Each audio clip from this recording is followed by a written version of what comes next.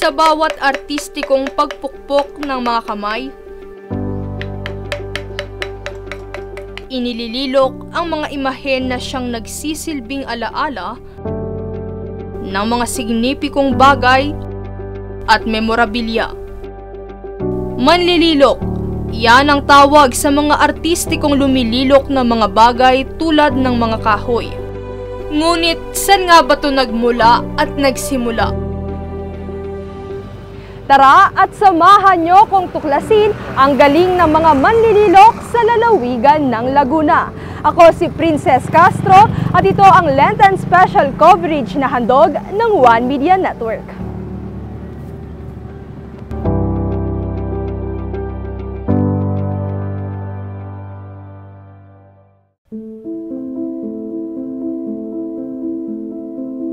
Ang paglililok ang siyang pinakamatandang uri ng sining sa sangkatauhan kung saan bago pa man masakop ng mga Espanyol ang Pilipinas, nagsimula ng mag-ukit ang mga taga Paite, Laguna ng anumang anyo na sumasagisag sa kasaganaan at kasiyahan. Bukod dito ay umuukit din sila ng mga figura tulad ng araw, buwan at bituin na itinuturing na ilan sa kanilang mga Diyos. Kabilang din sa kanilang mga inilililok ay ang mga mahalagang bagay tulad ng bangka, araro, palaso at sibat na kanilang pinakikinabangan sa pang-araw-araw na gawain. Habang sumisimbolo naman sa katayuan ng tribo o pagdiriwang ng mga espesyal na okasyon ang mga ornamental pattern na kanilang inuukit. Sa aming pagtungo sa binansagang carving capital of the Philippines, ang Paite, Laguna, ay kapansin-pansin ang malaking pagbabago sa lugar. Mangilan-ngilan na lamang ang makikitang nag-uukit at naglililok. Ilan sa mga tindahan at gawaan ay napalitan na ng ibang mga establishmento, ngunit gayunpaman, ilan pa rin sa kanila ang matatag na nagpapatuloy ng sining na ito, maging ang iba ay nasa ibang parte na ng lalawigan. Po si Cecil Cadapan, ang aming pong hanap buhay na paglililok ay nagumpisa pa po sa aking lolo at naipamana na rin po sa aking tatay. Yun na rin po ang ibinuhay sa akin ng aking magulang. Ang tatay ko nag-uukit sa amin ng mga santo, customized design, kahit po na anong personalized na items basta po gawa sa kahoy. Nag-try na rin po kami sa mga clay, gumagawa rin po kami ngayon. At ako rin po yung nag-quality control ng mga items po na mga product namin. Kasi hindi rin naman siya pwede basta na lang iasa kung halimbawa order siya ng client namin. Kailangan quality rin siya, hindi lang dahil sa tumitingin tayo sa presyo. No po, dapat nasusuklian natin sila ng magandang kalidad ng ating produkto. Isa si Cecil sa mga taga-Paite na piniling ipagpatuloy ang larangan ng paglililok sa kabila ng paninirahan sa Santa Cruz, Laguna. Para sa akin kasi kaloob na ng Diyos yan eh. Binigay na ng Diyos yan kasi maghahanap ako ng ibang trabaho. Gusto ko ng iba, ayoko na sana ng ganito. Pero lagi niya ako binabalik dito na bibigyan niya ako ng maraming client. Katulad niya minsan, nag-unwind ako sa malayo, sa Manila ako. Nag-iisip ako na iba na lang kaya ako ng linya. Mag-apply na lang ako ng trabaho. Kasi akala kasi nung iba, ang dali-dali lang eh, di ba? Yung makipag-deal ka, tapos okay na, ganyan. Tapos kung kailan na ako ng trabaho, saka naman sa akin maraming tatawag na magpapagawa po ako ng ganito, mga santo, mga ukit, ganyan. Parang feeling ko, tinatawag ako ni Lord na bumalik ka na. Kasi hindi ka para dyan. Yung para ka sa para dito ka sa mga santo. Itong business na to, hindi natin pwedeng bitawan. Sabi ko kasi, galing na to sa mga ninuno natin eh. Sabi ko ngayon, kung bawat may iba kayong gusto, ibang gustong gawin sa buhay ninyo, wag niyo pa rin itong bitawan, ipagpatuloy niyo pa rin. Kasi pwede naman to isabay eh. Kasi totoo lang, ngayon kahit itong business ko, nakakapag-sideline pa rin ako, nagpapa-order pa rin ako ng mga pagkain, nag-aaral pa rin ako. Tinutuloy ko pa rin siya. Kumbaga, hindi naman sa gabal yan eh, kung anong gusto mong gawin pa sa buhay mo. Marami pang pagkakataon para doon sa iba't iba nating mga gustong tahakin sa buhay. Panganay sa 5 magkakapatid, tanging 2 na lamang sa kanilang 5 ang nagpatuloy sa larangang ito.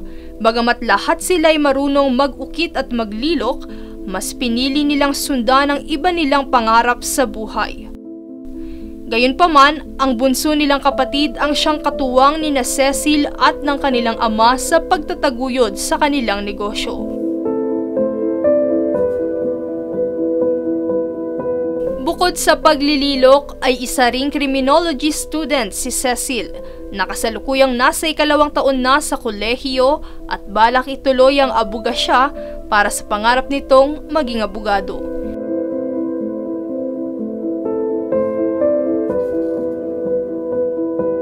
Sa aming naging panayam kay Cecil ay binahagi rin niya ang kaniyang pagkahilig sa paglikha ng mga natatanging bagay. Kasali ako sa ROTC officer, bali 3rd class, 2nd lieutenant kasi ako. Ngayon, dahil ito naman yung trabaho namin, ito yung business ko, gusto ko syempre yung rifle ko, naiiba, di ba? Kaya, ganito yung design ko. Ito yun yung inspiration ko. Bali kami rin nagsusupply ng rifle sa school eh. Dahil sa unique style and thinking ni Cecil, syempre tampok din sa kaniyang sariling bahay ang kaniyang mga obra at disenyo. Ito, design ko to. Bakit ko ba to design? Kasi mahilig ako, obvious naman mahilig ako sa feng shui. Di ba? Ano kasi ito sa Japanese to, koi fish yan. Para nagbibigay ng swerte. Yin at yang yan eh. Tapos ito rin koi fish din. Ako na nagpinta niya, nag-assemble. Basta gusto ko kasi buong bahay ko customize kahit ito nga, dragon din. Kayo rin po ba nag-ano? Oo, basta lahat ng detalye dito sa bahay, ako lahat na nagde-design yan. Tapos katulong ko yung tatay ko para sa pag-uukit. Maliban kay Cecil, ay nakapanayam din namin ng ama nito na siya ring alagad ng sining na ngayon ay naninirahan sa Nagcarlan, Laguna. Pangalan ko ay si Bernaldo Puhen, taga Paite. Ito pong aking karunungan na pag-uukit ay minana ko pa sa tatay ko kasi itong hanap buhay. Bagamat hindi nakapagtapos ng pag-aaral, ang angking talento, husay at dedikasyon sa paglililok ang nagdala kay Tatay Bernaldo sa hanay ng mga bituin at ilang taniyag na personalidad sa iba't ibang panig ng mundo.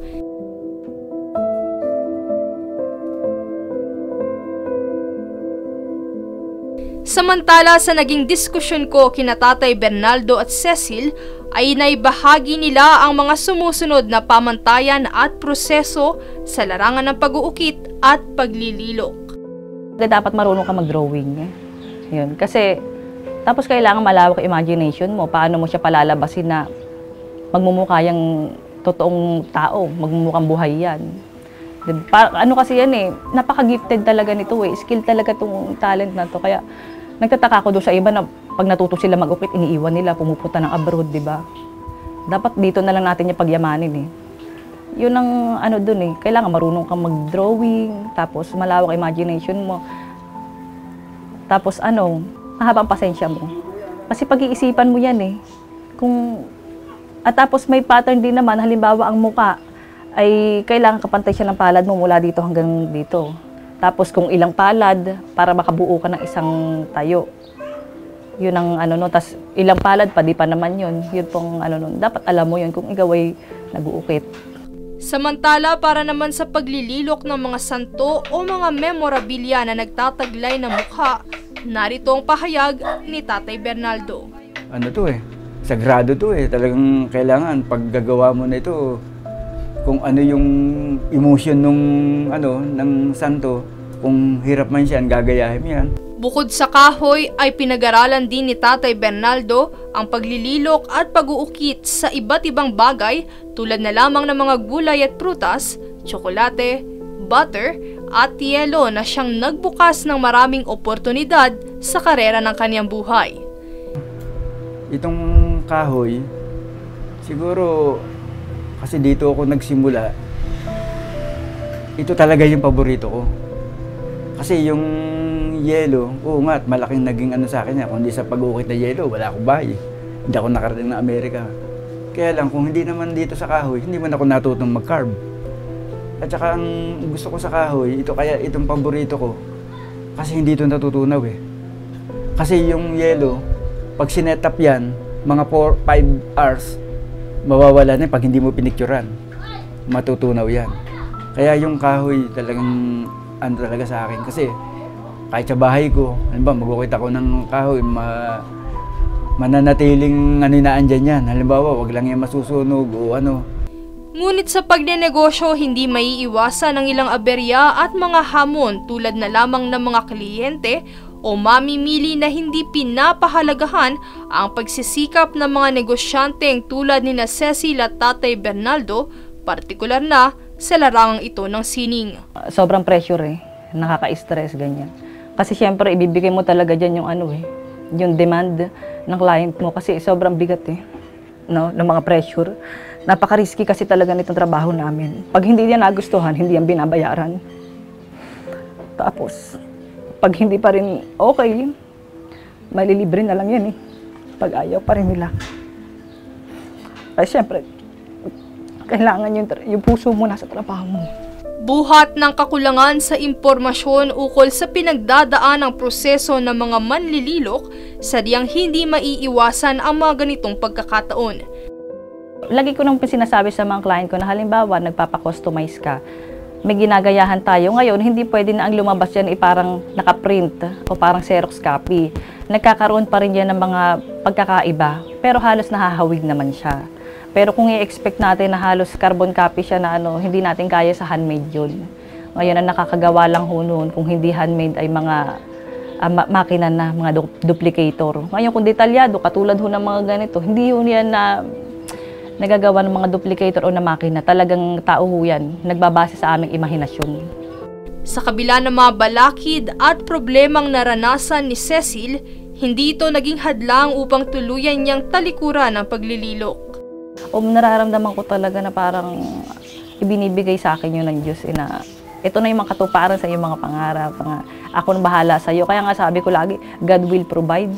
Sabi ko gano'n. Hindi na ako para maghanap pa kung ano nandyan. Ibibigay naman niya ng Diyos sa atin Yun, hindi naman niya may pinababayaan. Lagi niya kami binibless. Bukod kay Cecil ay dumaan din sa matinding pagsubok si Tatay Bernaldo na siyang lalong nagpatibay sa kanyang pagmamahal sa sining na ito, partikular na ang kanyang pagtitiwala sa Diyos. Pag galing ko ng Amerika, siyempre nagbabahay ako. Yung pera ko, zero balance. Talagang Ngayon, nung ginawa ko yan, naisipan kong mag-day off muna na may lar, nabukit ako. Gumawa ako ng mga obra na iba. Wala pa ito. Wala pa yan. Open lang yan. Nakikita ko ng mga tao, nag-uukit ako galing mo pala mag-uukit. Kaya magkano yan? Di yun, sinabi ko. Hanggang sa yung mga anak ko, nag-aaral dito sa Plaridel. Yung mga teacher mo, sabihin nyo, baka gusto magpagawa. Hanggang sa dali mo to, inaalok. Pag uwi naman, pera na. Kasi kung marunong talaga ang Diyos. Tapos nung meron kami nakita dyan, na isang gawaan na nangangailangan pala ng magka-carb. Di, pinunta nung sabi, Ber, punta ka doon. Sabi nung gusto ko makilala.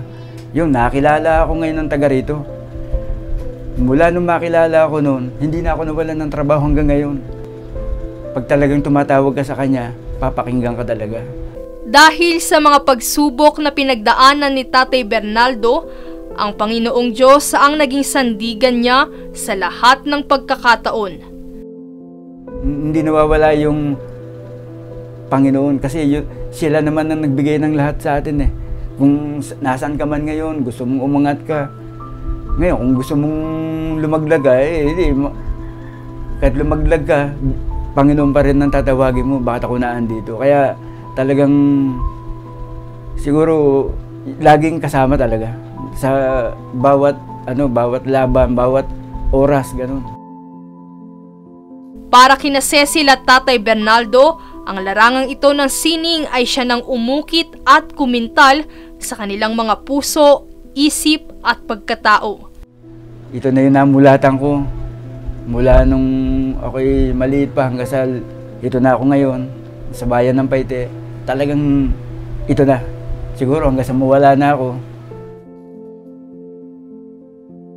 Ang sining na nagningning sa lalawigan ng Laguna ang siyang nag-ukit sa kasaysayan ng hindi matatawarang galing, talento at dangal ng mga manlililok.